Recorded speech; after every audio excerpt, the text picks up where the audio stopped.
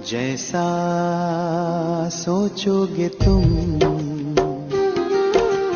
वैसा बन जाओगे, जैसा कर्म होगा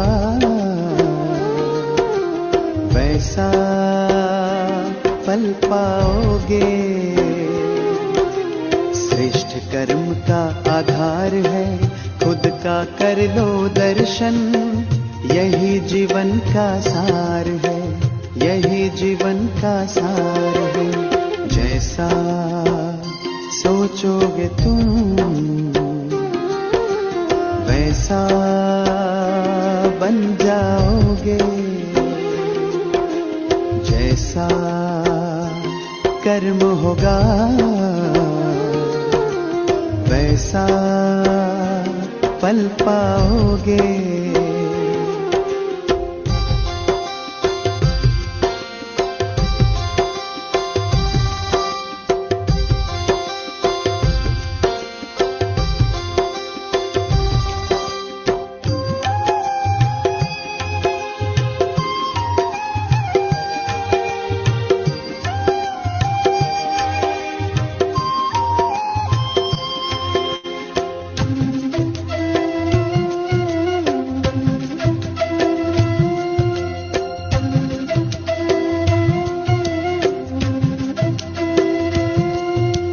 मन में हो शुभ संकल्प तो जीवन में फिर दुख कैसा, जब अंतर में शुभ भावना तो दिल में सुख सावन जैसा।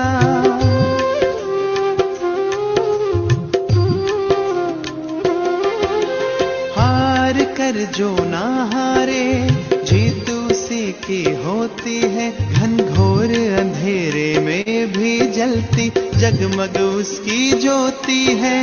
जैसा देखोगे तुम वैसा बन जाओगे, जैसा चाहोगे तुम वैसा बन जाओगे।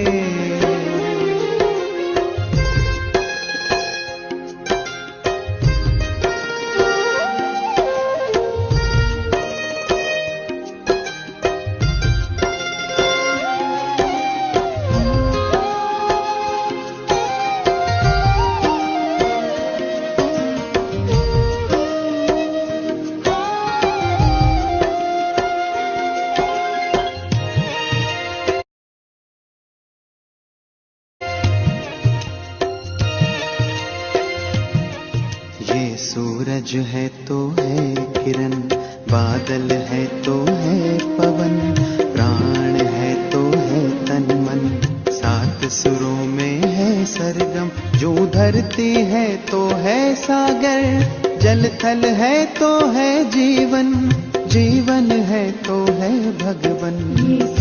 भगवान के संग समय करो सफल, जैसा कर्म करोगे वैसा पाओगे फल। जैसा सोचोगे तुम वैसा बन जाओगे, जैसा कर्म होगा वैसा फल पाओगे। श्रेष्ठ कर्म का आधार है खुद का कर लो दर्शन, यही जीवन का सार है, यही जीवन का सार है। जैसा सोचोगे तुम वैसा बन जाओगे, जैसा कर्म होगा वैसा फल पाओगे। जैसा सोच सोचोगे तुम वैसा बन जाओगे, जैसा कर्म होगा वैसा पल पाओगे।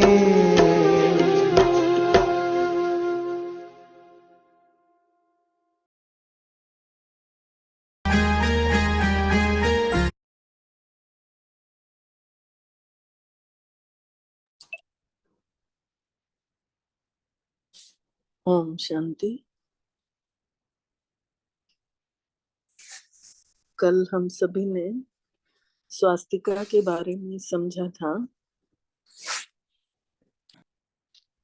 तो स्वास्तिका में हम सभी आरती की थाली में स्वास्तिका बनाते हैं और उसमें बीच में सुपारी रखी जाती है और चारों जो भाग बने रहते हैं उसमें बिंदी लगाते हैं चारों भागों में।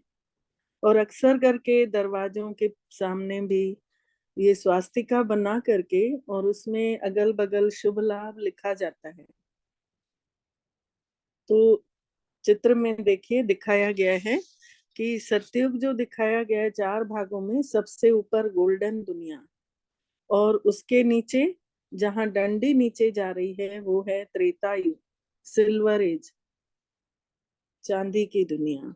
और फिर द्वापर युग दिखाया गया है तांबे की दुनिया, है ना, कापर युग। और उसके बाद 1250 वर्ष का लास्ट कलयुग। 4 भागों में संसार का चक्र बटा हुआ है। एक हफ्ते में 7 दिन होते हैं, एक दिन में 24 घंटे होते हैं।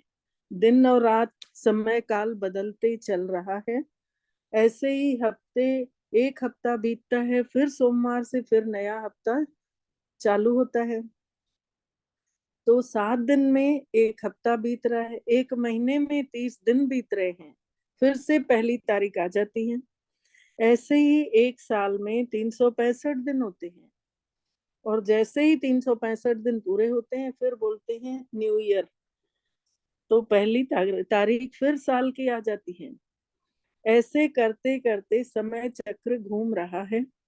ऋतुएं भी बदल रही हैं, गर्मी के बाद ठंडी, ठंडी के बाद बारिश, ऐसे ऋतुओं का भी परिवर्तन चल रहा है। ऐसे ही मनुष्य जीवन की भी 4 अवस्थाएं हैं। बचपन, फिर यौन काल जिसमें, और उसके बाद गृहस्थ जीवन, उसके बाद वृद्ध अवस्था। तो चारों अवस्थाओं के बीतने के बाद फिर से वही मनुष्य आत्मा उस शरीर चोले को छोड़ती है। उसके बाद फिर से नए गर्भ में प्रवेश करती है, फिर से उनका वही बचपन का जीवन शुरू होता है। जैसे ये समय चक्र हर चीज का बना हुआ है। कोई भी पौधा लगाते हैं, बीज डालते हैं, पौधा बनता है, इसके बाद थोड़ा बड़ा होता है, फिर उसमें कलियां आती हैं, फिर फूल निकलते हैं, फिर फल आते हैं, फिर उसमें बीज आते हैं और पुनः पुनः ऐसे ही रिसाइकलिंग चलते रह रहा है। पूरे संसार का समय चक्र परिवर्तित होते रह रहा है। रात के बाद दिन, ऐसे ही साल बीत रहे हैं। तो इस सतयुग के बाद जब 1250 वर्ष बीत जाते हैं तो एक युग बीतता है, एक युग। और जैसे ही 1250 वर्ष फिर बीत रहे हैं तो उसके बाद त्रेता युग बीत रहा है, चांदी की दुनिया। उसके बाद फिर द्वापर युग, कापर एज 1250 वर्ष की, फिर कलयुग 1250 वर्ष का।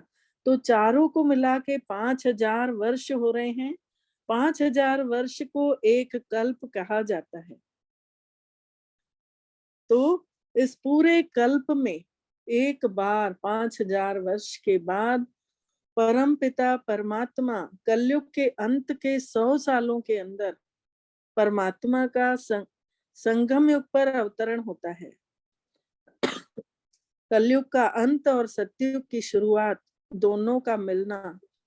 उस समय परम पिता परमात्मा का साधारण बूढ़े तन में अवतरण होता है। और साधारण बूढ़े तन में अवतरण की बात भी हर शास्त्र में लिखी हुई है, लेकिन गहराई से हम सभी शास्त्रों को नहीं पढ़ते, जल्दी जल्दी पढ़ते थे, इसीलिए समझ में नहीं आता था। पूरा क्लियर लिखा गया है, यहाँ तक कि जिस बूढ़े तन में आ रहा है उस बूढ़े शरीर का नाम बदल करके परमपिता परमात्मा उनका नाम ब्रह्मा रखते हैं, और ब्रह्मा का भी शास्त्रों में वर्णन है। ग्रंथ में यहाँ तक भी चौपाई साहब में लिखा हुआ है, काल पाए ब्रह्मा बपुतरा, काल पाए शिवजू अवतरा।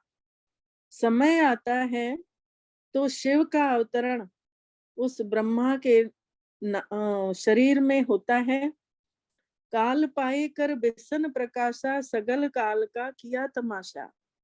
समय आता है तो बुराइयों का विनाश हो जा करते हैं आकर के परमपिता, और पूरे संसार का एक समय चक्र खेल के जैसे रच दिए हैं संसार को।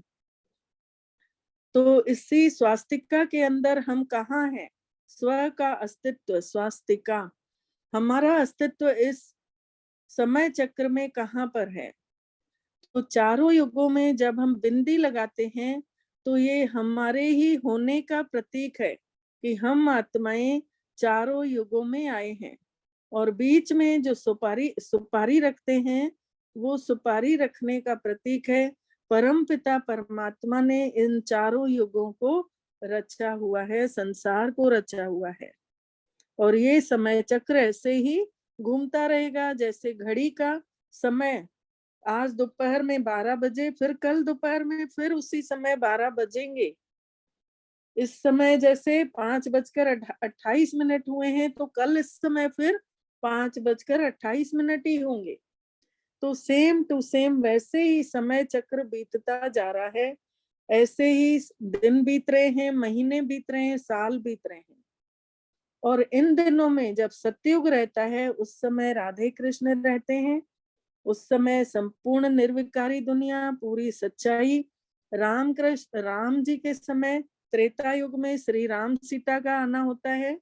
उस समय उनको तेरे मेरे के राजपाट की बात आती है, उनको घर छोड़कर जाना पड़ता है।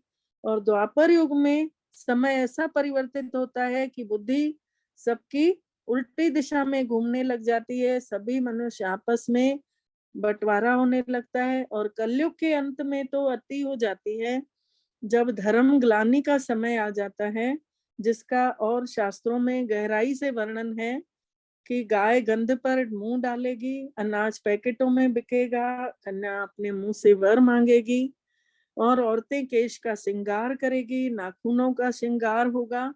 वो सारी इस समय कितने दिनों से सबने देखा होगा, ये सारे चिन्ह जो कलयुग के अति होने की निशानी बताई गई है शास्त्रों में, वो इस समय है। अब हम आगे की ओर बढ़ रहे हैं। आज हम समझेंगे जिस बूढ़े तन में परम पिता परमात्मा का अवतरण होता है, वो बूढ़ातम कौन था, कहाँ रहता था, किस समय उनका अवतरण हुआ, और आकर के उनसे क्या कार्य करवाए। तो उन ब्रह्म उसके बाद हम समझेंगे कि याद कैसे की जाती है, किन किन तरीकों से हम याद कर सकते हैं।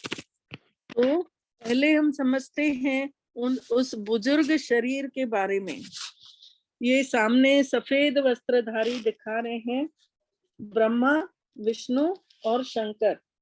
ब्रह्मा साधारण वस्त्रधारी, और उनको कोई गहने नहीं, कुछ भी नहीं। और विष्णु को पूरा सजा हुआ दिखाते हैं, शंकर जी को तो कपड़े भी नहीं दिखा रहे हैं, पूरी नग्न अवस्था। इन तीनों का रहस्य आज हम समझेंगे। सबसे पहले ब्रह्मा बाबा, जिनका जन्म हैदराबाद, सिंध के हैदराबाद में 15 दिसंबर 1876 में हुआ था। उनके पिता स्कूल में प्रिंसिपल थे, और ये स्वयं जैसे जैसे बड़े हो गए बिजनेस में आ गए, और हीरे मोतियों के अचूक इनको परख थी। हीरे मोतियों के व्यापारी थे, जौहरी थे। भक्ति भावना के इनके अंदर नियम पक्के बने हुए थे जीवन में। बड़े बड़े राज परिवारों से इनकी घनिष्ठता थी, पर भक्ति को इन्होंने कभी नहीं छोड़ा। भक्ति के नियमों को हमेशा पालन किया और शुद्ध शाकाहारी थे। कभी भी इन्होंने मांस मदिरा को हाथ नहीं लगाया। घर पे अगर कोई इनके यहाँ बड़ा व्यापारी आ जाता था तो वे अपने धार्मिक नियमों को नहीं तोड़ते थे। जो नियम उनके थे, उनके साथ न बैठकर भी थोड़ी देर किसी और को बैठाकर अपने भक्ति के नियम वो पूरे करते थे। और श्री नारायण श्री लक्ष्मी का चित्र हमेशा साथ में रखते थे। इनके 90 वर्ष की आयु में भी, ये हमेशा इतने बुजुर्ग होने के बाद भी, पर इनके तन में 60 साल की उम्र में परमपिता परमात्मा ने प्रवेश किया। इन्होंने 12 गुरु किए हुए थे। इनके लौकिक जीवन में, इनके अपने जीवन में इन्होंने 12 गुरु किए थे। जब 60 साल के थे तो भक्ति में इनका मन बहुत रमने लगा था और बिजनेस से इन्होंने अपना समय निकाल कर भगवान की भक्ति में बहुत अंदर गहराई तक चलते गए। एक दिन इनके 12 गुरु जो किए हुए थे, उसमें से ये कभी गुरुओं को नाराज नहीं करते थे। हर गुरु को हर महीने बुलाकर घर में सत्संग रखवाया करते थे ताकि कोई भी गुरु उनसे नाराज ना हो। तो एक बार इनके यहाँ एक गुरु आए हुए थे, इनके यहाँ सत्संग चल रहा था और अचानक ही इनको बेचैनी लगने लगी। उस समय सत्संग के बीच से ये उठ करके और ऊपर की ओर गए, अपने कमरे की ओर। उन्होंने वहां कमरे में जाकर कमरे में जाकर वो बैठ गए। उनको पता ही नहीं चला क्या हुआ क्या नहीं। उनकी पत्नी ने अपनी बहू से बोला कि बेटा देखो तो तुम्हारे देखो पापा पिताजी देखो कहाँ ऊपर चले जा रहे हैं, घर में गुरुजी का सत्संग रखवाए हैं और ऊपर जा रहे हैं। और उनकी बहू को उन्होंने अपनी बहू को भेजा ऊपर कि जाओ देख के आओ। उनकी बहू ने जैसे जो दृश्य देखा ऊपर जाकर के, तो उनके मुख से चीख निकल गई और उसकी चीख, उसकी पत्नी का ध्यान तो ऊपर ही था अपने पति की तरफ, यानी दादा की तरफ, दादा लेखराज की तरफ। तो उनकी पत्नी दौड़ी ऊपर गई तो देखी जैसे कि उनके नेत्रों में ना पूरी लाली छाई हुई थी। उनके ऐसा लग रहा था कि अंदर से जैसे लाल बत्ती जल रही हो, पूरा लाल प्रकाश, पूरे रूम में धुआंधार प्रकाश था। दादा का चेहरा भी उतना अच्छे से नहीं दिख रहा था। और इतने में एक आवाज सुनाई दी। उस आवाज में, उस लाल प्रकाश में एक आवाज भी थी, निजानंद स्वरूपम शिवोहम शिवोहम, ज्ञान स्वरूपम शिवोहम शिवोहम, प्रकाश स्वरूपम शिवोहम शिवोहम। और फिर उनकी आंखें बंद हो गईं, बेहोश हो गए। तब उन्होंने, सास और बहू ने, दोनों ने मिलकर नीचे जो सत्संगी आए हुए थे उन लोगों को बुलाकर उनको उठवाया और उनको नीचे लाया गया, गुरु के चरणों में रखा गया। क्योंकि उनकी पत्नी ये समझ रही थी कि शायद इन्होंने गुरु का सत्संग छोड़ करके ऊपर आए हैं, इसीलिए इनकी ऐसी हालत हो गई है। पर गुरु के चरणों में रखते ही उन्होंने, उनके गुरु ने बोला कि आप इनको डॉक्टर को के पास दिखाइए, इनको अंदर लेटा दीजिए, इनकी स्थिति खराब दिख रही है। और वो उनको अंदर लिटाया गया, डॉक्टर को बुलाया गया। उनकी पत्नी ने गुरु को शाम को वापस उनको रवाना किया।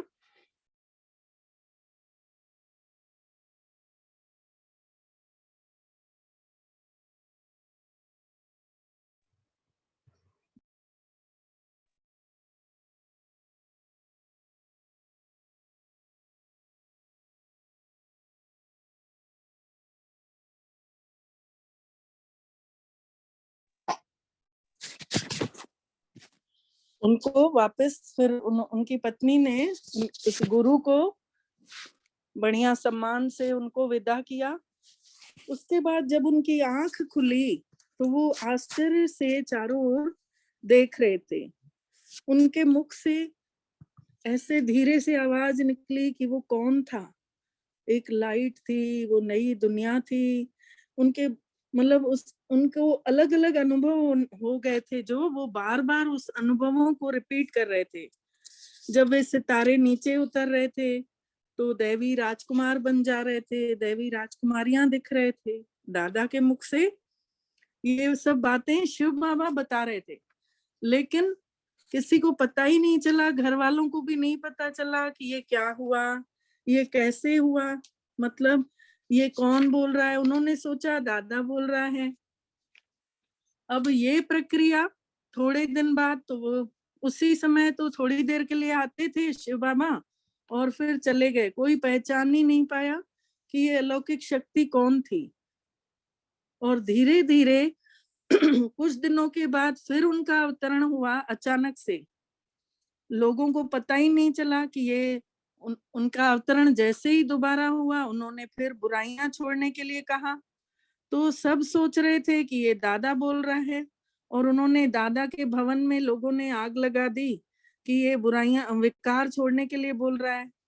कड़े विरोध के बावजूद भी उनका ऐसे ही आना होता रहा। फिर धीरे धीरे सबको ये ऐसा लगा कोई शक्ति तो आ रही है। फिर पड़ोसी अड़ोसी सब लोग अपने, कोई बिजनेस के बारे में पूछने आ रहा है, कोई किसी चीज के बारे में पूछने आ रहा है। वो सोच रहे थे कोई शक्ति आ रही है जो हमें रास्ता बताने आ रही है।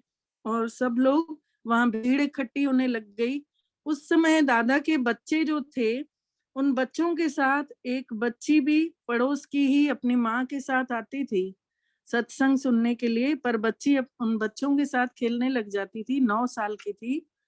उस बच्ची को पता चल जाता था कि दादा के तन में अभी श्री कृष्ण जी आ गए हैं, और वो दौड़ती थी बुलाने के लिए। सभी पड़ोसियों को बुला के आती थी, चलो चलो दादा के में श्री कृष्ण आ गए हैं। फिर परम पिता के ऐसे आते आते, शिव परमात्मा को इस शरीर में आते आते इनका नाम परमात्मा ने ब्रह्मा रख दिया था। और उन्होंने फिर दादा लेखराज ने अपने बिजनेस में अलग हुए, अपने व्यापारियों से जो उनके पार्टनर थे उनसे अलग हुए, और सारा एक ट्रस्ट बना करके, और जो सत्संग सुनते थे उन सब के साथ वो बार बार अवतरण होता था शिव का। लेकिन कई दिनों के बाद लोगों को पता चला कि ये परमात्मा पिता का आना हो रहा है। और ऐसा करते करते लगभग 14 साल ऐसे होते गया, तपस्या होती गई। जिनको अनुभव होने लगे, कई लोग तो साइलेंस में टिक जाते थे। सन 1951 में वो तपस्या के लिए आबू पर्वतों पर आए। तब से लेकर ब्रह्मा कुमारी संस्था लगातार लोगों का कल्याण करने के लिए ये कार्य कर रही हैं। ये इनकी संस्थाएं 9,000 से भी ज्यादा 160 देशों में ये सब शाखाएं हैं ब्रह्मा कुमारीज की।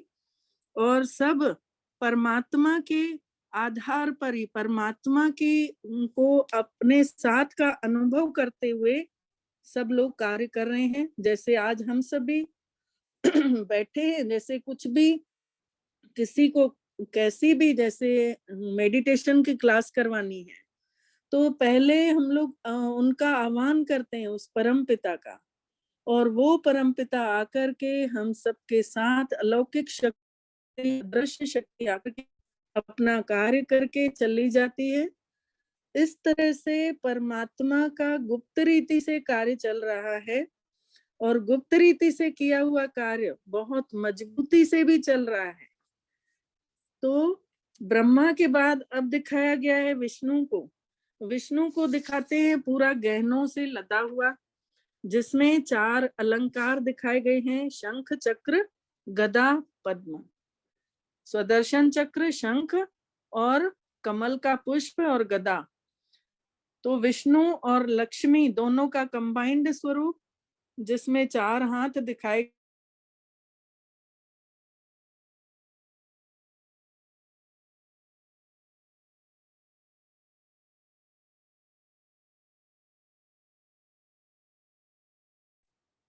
आज पता नहीं।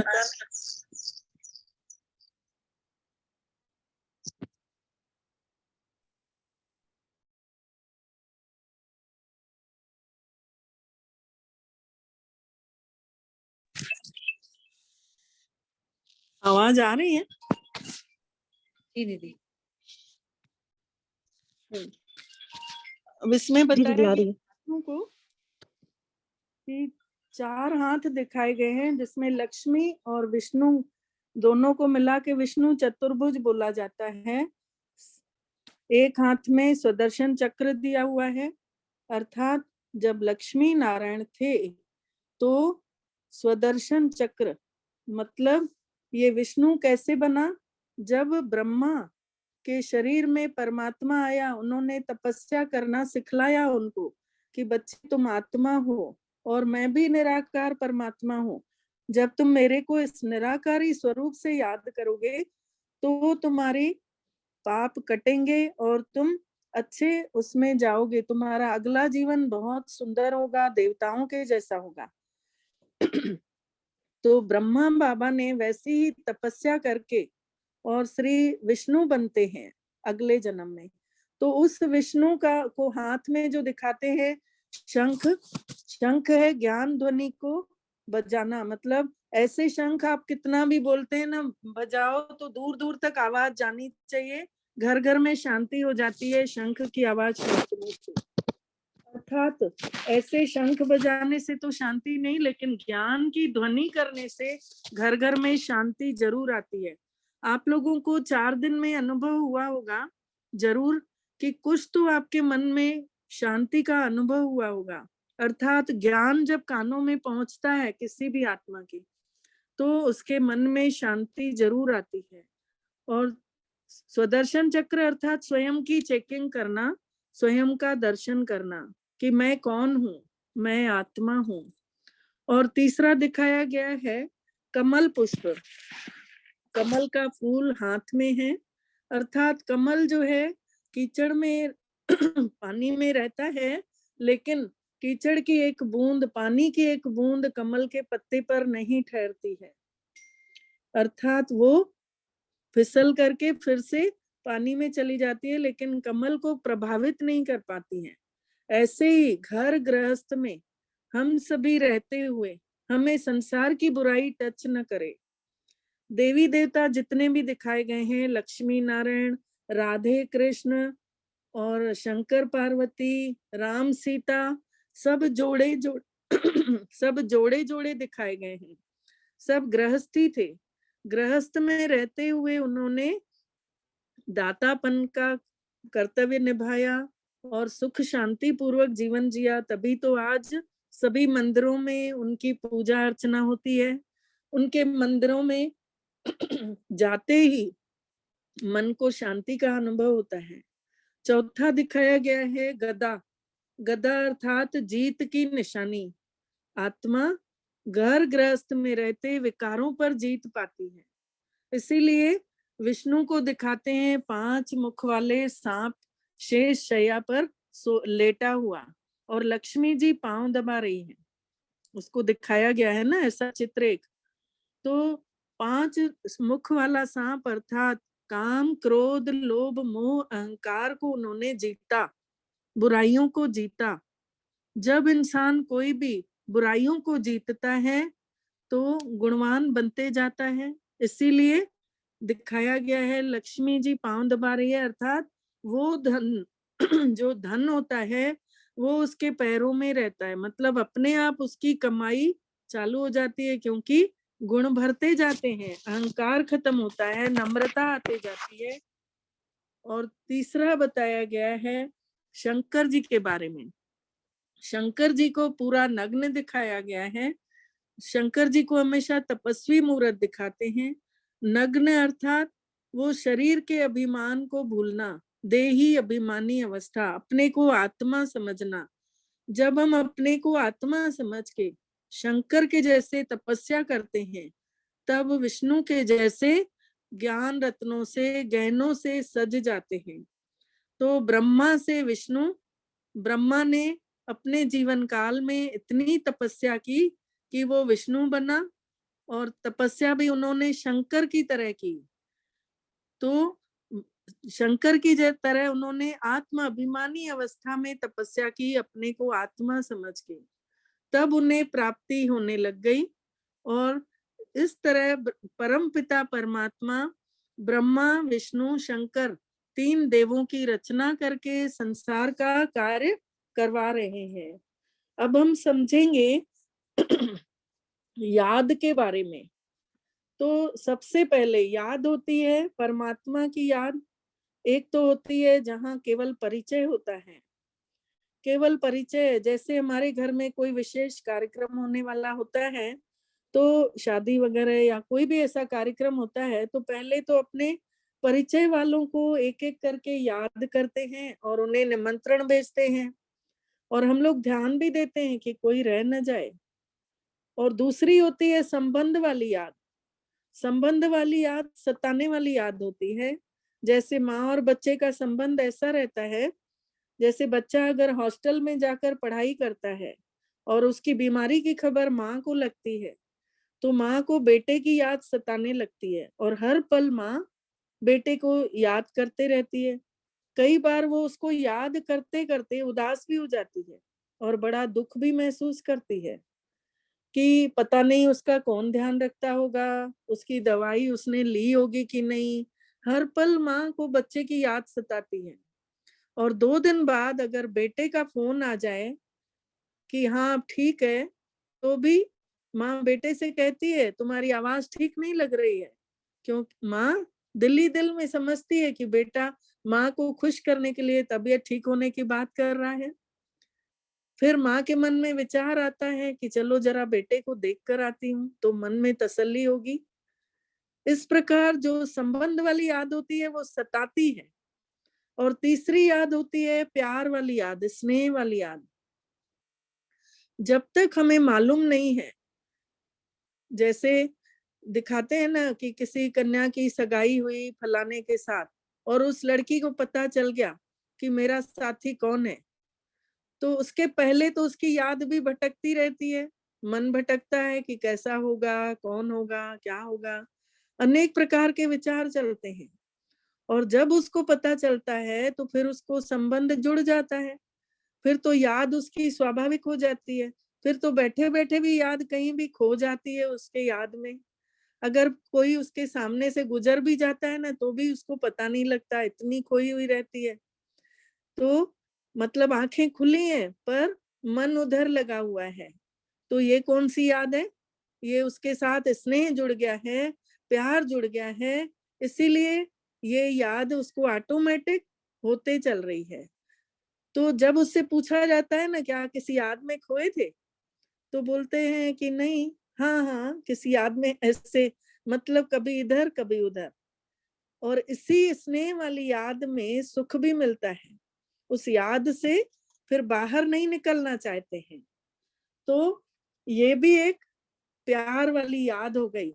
जैसे किसी बिजनेसमैन को पता चलता है आज बड़ी, मतलब मेरा इस फलाने जगह जाने से मेरे को लाभ मिलेगा, पैसे मिलेंगे, तो लगातार वो उसी चिंतन में लगा रहेगा कि कब मैं उससे मिलूं, कब मेरी प्रॉफिट हो, कब मैं इंतजार मेरा समाप्त हो। और वो खुशी से उतने पल निकाल लेता है और उस दिन उसको नींद भी नहीं आएगी, क्योंकि उसको पता है कि इस पार्टी से मेरे को बहुत पैसे मिलने वाले हैं। तो ये हो गई जहां प्राप्ति, वहां याद भी मतलब भरी है और स्वार्थ भरी है। तो हम सभी चाहते हैं कि ईश्वर के साथ हमारी याद ऐसी हो, उनकी याद में हम समा जाएं, उनकी याद में हम सुख और आनंद की अनुभूति करें। बैठकर अगर 5 मिनट परम पिता की याद में हम सभी बैठते हैं, तो शुरू में तो मन स्थिर नहीं रहता है। 5 मिनट में मन भगवान पर एकाग्र नहीं हो पाता है। पर अगर किसी संबंधी को याद करने के लिए बोला जाए तो उसको तो घंटों याद कर लेते हैं, उस समय तो कोई कठिनाई भी नहीं होती है। तो हमारा योग नेचुरल हो, उसके लिए पहली आवश्यकता ये है, पहली जरूरत ये है, परिचय हो गया, उसके साथ संबंध जोड़े। अभी तक तो हम गाते थे कि तुम ही हो माता पिता, तुम ही हो बंधु, सखा तुम ही हो। एक और हम गाते हैं कि तुम मात पिता हम बालक तेरे, परंतु हमने बालक बनकर याद किया, उनके साथ व्यवहार हमने बच्चे जैसा रखा। वो मात पिता है तो हमारा व्यवहार भी तो उसी तरीके का होना चाहिए। और दूसरी ओर क्या कहते हैं कि हे प्रभु हम आपके चरणों के दास हैं। तो अपने आप से पूछना है, क्या हम उसके दास हैं वो संबंध अच्छा है, या हम उसके बच्चे हैं वो संबंध अच्छा है? दोनों बातें हो सकती हैं क्या? तो अगर हम कभी भी उदास रहते हैं तो समझ जाए कि हम दास बनकर चल रहे हैं। और जो बच्चा रहता है ना वो खुश रहता है, क्योंकि उसके साथ उसको मम्मी पापा का भी उसको खुशी है कि मैं किस माता पिता का बच्चा हूँ। तो हमें कैसा संबंध रखना है? जैसे एक देखिए, घर में जैसे एक ड्राइवर है, हम हमारे पास ड्राइवर आ रहा है 100 रुपए मांगने, हमने उससे पूछा कि क्या करोगे, वो कहेगा मैं खाना खाने जा रहा हूँ, तो ठीक है ये पैसे ले जाओ, बाद में आके हिसाब दे देना, ठीक है। और वो गया, जस्ट बाद हमारा बेटा आया, उसने हमसे पैसे मांगे, हम उसको 100 के बजाय 200 देंगे और उससे पूछेंगे भी नहीं क्या करोगे। और वो लौट के आएगा तो हिसाब भी नहीं देगा, कोई बात नहीं चलेगा, क्योंकि वो हमारा बेटा है, अधिकार है हमको ऐसे। और वो हमारा दास है। तो हम उससे परमात्मा से कौन सा संबंध रखे हैं? अगर दास जैसा होगा तो आधा ही मिलेगा, और अगर हम बच्चे बनकर जिएंगे तो बिन मांगे सब कुछ मिलेगा। हमारा संबंध उस परम पिता के साथ प्यार और विश्वास का होना चाहिए। बिन मांगे मोती मिले, मांगे मिले न भीख। तो हमें उस परम पिता से प्यार से, माता पिता भाई बंधु सखा जो हम गाते आए इतने दिनों से, अधिकार है हमारा, वो हमारा पिता है। तो जहां संबंध के आधार पर याद होती है वो प्यार से भरी रहती है। उस प्यार में हम बंध जाते हैं, समा जाते हैं, खो जाते हैं, आनंद आने लगता है। पहले कभी कभी तो देखिए शिकायतें बनी रहती थी, क्या करें, मन भटक जाता है, मन स्थिर नहीं रहता है। अब ये शिकायतें, जब संबंध जुड़ा, उनसे मन लगने लगा, प्यार होने लग गया, और फिर प्राप्तियां होने लग गई, फिर तो मांगने की जरूरत भी नहीं है, क्योंकि मम्मी पापा को तो पता रहता है ना कि मेरे बच्चे को क्या चाहिए। तो वो दयालु कृपालु उसको क्यों बोला गया? क्योंकि हम जब बच्चा बन जाते हैं तो बिन मांगे मोती मिले, मांगे मिले न भीख।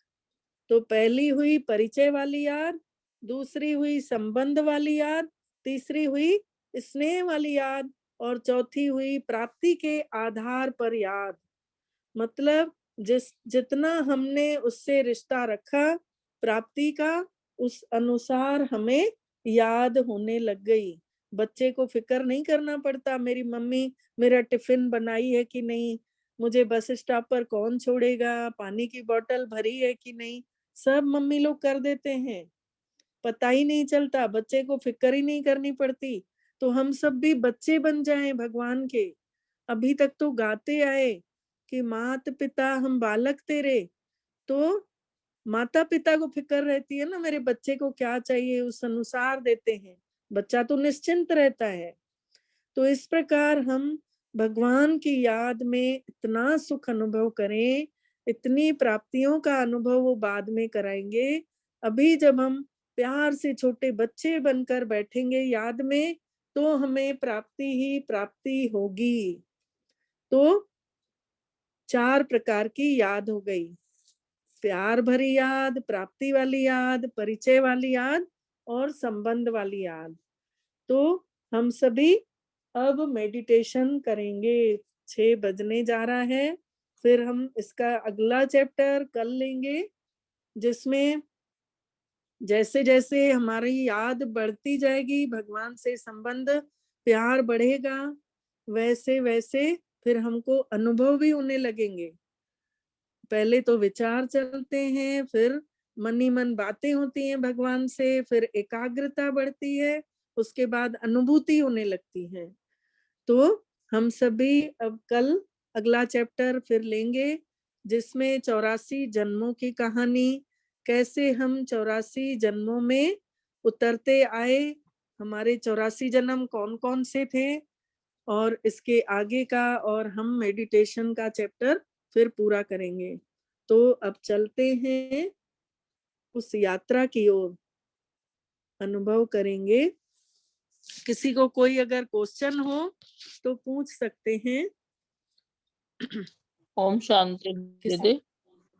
ओम शांति। दीदी शंकर जी का क्या बताया कि विनाश के वो नहीं, शंकर जी के जैसे तपस्या जब करते हैं ना तो बुराइयों का विनाश होता है और अपने को आत्मा अनुभव करते हैं, आत्मा समझते हैं।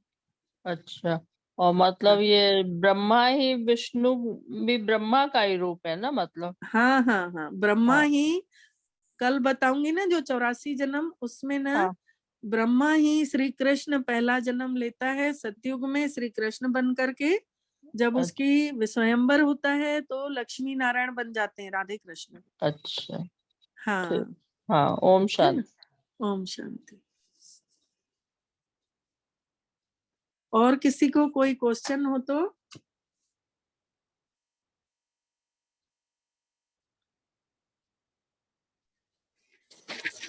हेलो। हाँ, ओम शांति मैम। ओम शांति। हाँ जी के हाथ में जो आपने कमल का उदाहरण दिया था वो आप एक बार रिपीट करेंगे? हाँ हाँ, विष्णु जी के हाथ में जो विष्णु जी कमल के। दिखाया गया है, एक हाँ। तो कमल जो है गृहस्थ वाला फूल होता है पूरा, उसको पूरे परिवार के साथ रहता है, उसकी जड़ भी काम आती है, उसकी कलियां भी, फूल भी, बीज भी सब काम आते हैं। तो अच्छा। कमल का पुष्प दिखाते हैं, हर देवी देवता के लिए बोला गया है शास्त्रों में। कमल पुष्प, हस्त कमल, चरण कमल, मुख कमल, ऐसे बोला जाता है। तो कमल पुष्प जो है संसार में, जैसे हम लोग रह रहे हैं तो हाँ। संसार की बुराई हमें प्रभावित नहीं करे, हम इतना आत्मा, अपने को आत्मा अनुभव करते जाएं कि हमें संसार की बुराई प्रभावित नहीं करे। जैसे कमल पुष्प में कोई कीचड़ का एक बूंद भी नहीं रुक पाता है, वो नहीं। न्यारा और प्यारा रहता है। तो वैसे ही हम भी इतनी तपस्या अपने आत्मिक स्वरूप में रहें कि हमें भी कोई भी कैसी भी बात आए ना तो हमें कोई प्रभावित नहीं कर पाए। कमल अच्छा। के फूल के जैसे न्यारे और प्यारे रहे परिवार में रहते हुए। Thank you ma'am. ओम शांति। क्लियर हुआ ना? हाँ जी। जी जी। और कोई क्वेश्चन हो तो?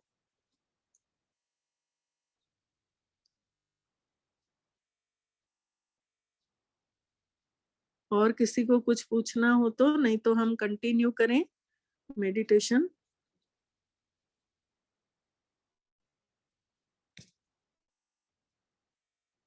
चलिए अनुभव करते हैं। ओम शांति। महसूस करें मैं आत्मा इस शरीर में भ्रुकुटी के बीच अपने आप को देख रही हूँ, महसूस कर रही हूँ। भ्रुकुटी के बीच सितारा चमक रहा है। श्वासों की तरफ ध्यान केंद्रित करें। श्वासें आ रही हैं, श्वासें जा रही हैं। मैं चैतन्य शक्ति आत्मा, चमकती हुई मणि, परम पवित्र हूँ। महसूस करें मैं आत्मा शांत स्वरूप हूँ। शांति के सागर परम पिता परमात्मा के संतान, छोटा सा प्यारा सा नन्हा सा बच्चा हूँ। महसूस करें अपने आप को, मैं आत्मा नन्हा सा बच्चा चमक रहा हूँ पॉइंट ऑफ एनर्जी, पूरे शरीर का कंट्रोलर मैं आत्मा महसूस करें। आत्मा पूरा प्रकाश पूरे शरीर में फैलाते जा रही है। मेरा मस्तिष्क डिवाइन एनर्जी से चार्ज हो रहा है। सफेद लाइट ही लाइट मेरे मस्तक में फैल चुकी है। धीरे धीरे ये सफेद प्रकाश शरीर के सभी अंगों में फैलते जा रहा है। महसूस करें पूरा शरीर सफेद प्रकाश से भर गया है।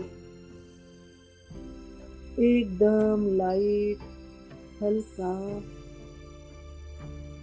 इस प्रकाशमय शरीर में मैं आत्मा विराजमान हूँ।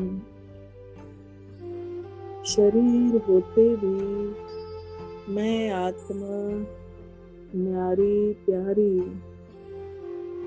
शक्तिशाली हूँ। अनुभव करें, महसूस करें, मैं आत्मा शरीर होते भी न होने का आभास, एकदम हल्कापन, शांत, शक्तिशाली सितारा। अनुभव करें परम पिता का शक्तिशाली प्रकाश मुझ आत्मा पर बरस रहा है और मैं आत्मा इस लाइट की देह से, इस लाइट की शरीर से बाहर निकल रही हूँ। उड़ते उड़ते पहुंच जाएं नीले आकाश में। महसूस करें इस शरीर रूपी मकान से मैं बाहर निकली। खुले आकाश में पक्षियों की चहचहाहट, पक्षियों के झुंड अपने घर की ओर वापस जा रहे हैं। हम सब आत्माएं भी अपने घर की ओर जा रहे हैं। देखें नीले आकाश से पार पहुंच जाएं, देवी देवताओं के लोक से भी पार। ऊपर परम धाम में सुनहरे लाल प्रकाश के संसार में अनुभव करें। सुनहरा लाल प्रकाश चारों तरफ बिखरा हुआ है। उस संसार में सबसे ऊपर परम पिता शिव बाबा बैठे हुए हैं। स्टार के रूप में सबसे ऊपर सुनहरे सितारे के पास मैं आत्मा अपने आप को देखें। हम सभी सुनहरे सुनहरे आकाश में परम पिता के बहुत नजदीक पहुंच गए हैं। महसूस करें उनसे निकलती हुई किरणें मुझे छू रही हैं। आहा, कितना आनंद आ रहा है, कितनी शक्ति का अनुभव हो रहा है। असीम कृपा बरस रही है मेरे मीठे पिता की। अनुभव करें त्वमेव माताश्च पिता त्वमेव, त्वमेव बंधुश्च सखा त्वमेव, तुम ही मेरे सब कुछ हो, मेरे माता पिता बंधु सखा, सब कुछ तुम ही हो। तुम ही मेरे प्राणों के आधार हो, मेरे मीठे पिता। और धीरे धीरे और नजदीक पहुंच जाए, मीठे पिता के एकदम नजदीक किरणों से किरणें मिलते जा रही हैं। परम पिता की रोशनी इस चमकीली दुनिया में मुझे बहुत शक्तियां भर रही है। मैं आत्मा रिचार्ज हो चुका हूँ। अनुभव करें शक्तिशाली अवस्था का, भगवान के सच्चे प्यार से, सच्ची शांति से, उस पवित्रता से हम सभी भरपूर हो गए हैं। अंदर ही अंदर आत्मा को सुख मिल रहा है, अंदर ही अंदर आत्मा को शक्तियां मिल रही हैं। अनुभव करें, देखते ही देखते हम सभी परम पिता की असीम कृपा को, उनकी आशीर्वाद को अनुभव कर रहे हैं। हम सभी परम पिता का संग पाकर कितने अच्छे शक्तियों से भरपूर होते जा रहे हैं। महसूस करें, ये शक्तियाँ हम सभी को प्रभु का प्रसाद मिला है, गिफ्ट मिला है। हम सभी को ये शक्तियाँ नीचे जाकर बांटनी है। धीरे धीरे हम सभी आत्माएं परम पिता से आज्ञा लेकर नीचे की ओर उतर रही हैं। देखें अपनी चमक को, देखें उन शक्तियों को, महसूस करें जन्म जन्मांतर की प्यास मिट गई, भगवान मिला, सब कुछ मिला। अब हमें कुछ नहीं चाहिए। चाह गई चिंता मिटी, मनवा बेपरवाह, जाको कछु न चाहिए, सो शहन का शाह। अब हमें कुछ नहीं चाहिए, सब कुछ मिल गया, प्यास मिट गई। मेरा मीठा पिता, सृष्टि का नियंता हमें मिल गया। और धीरे धीरे उनकी आज्ञा लेकर हम सभी नीचे की ओर उतर रही हैं। उतरते उतरते अपने आप को देखें, धीरे धीरे सितारे जगमगाते हुए नीचे की ओर उतरते आ रहे हैं। आते ही नीले आकाश के अंदर धरती के आकर्षण में पहुंच गए। अपने अपनी मिट्टी की देह में आकर विराजमान हो जाते हैं, अवतरित हो जाते हैं। परम पिता की शक्तियाँ, उनका प्रकाश निरंतर हमारे ऊपर बरस रहा है।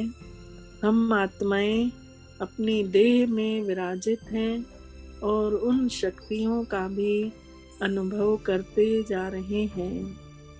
ओम शांति, ओम शांति, ओम शांति। शुक्रिया मेरे मीठे पिता, आपका दिल से बहुत बहुत शुक्रिया।